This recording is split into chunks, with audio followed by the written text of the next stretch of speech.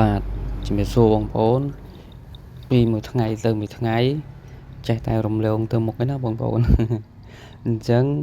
ពេលវេលាអត់ចាំយើងទេពេលវេលាចេះតែទៅមុខតាវចោលយើងហើយបើយើងមិនព្រមចាប់ផ្ដើមនៅថ្ងៃនេះទេលទ្ធផលក៏វាអត់ទទួលបានដែរបងប្អូនតោះតែយើងចាប់ផ្ដើមថ្ងៃនេះ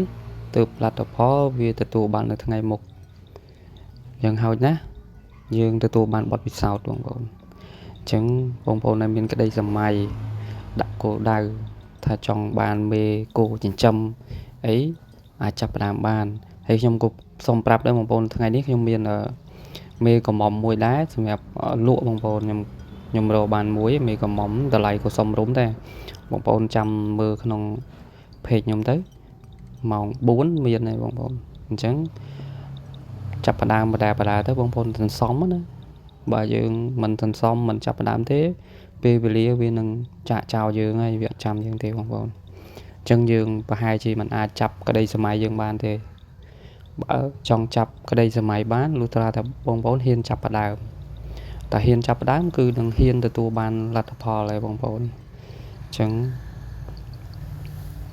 គិតហើយធ្វើទៅបងប្អូនកុំគិតចោលគិតហើយទុកចោលវាអត់បានផលទេបងប្អូនយ៉ាងហោចណាស់យើងទទួលបានបទពិសោធន៍ហើយបច្ចុប្បន្ននេះ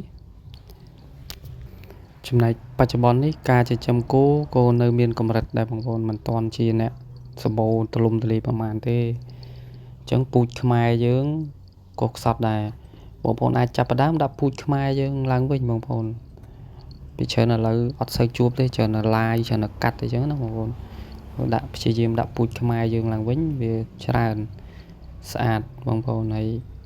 តម្លៃក៏វាល្អដែរពូជខ្មែរយើងឥឡូវបងប្អូនយើងអាចដាក់លាយក៏បានស្រេចចិត្តបងប្អូន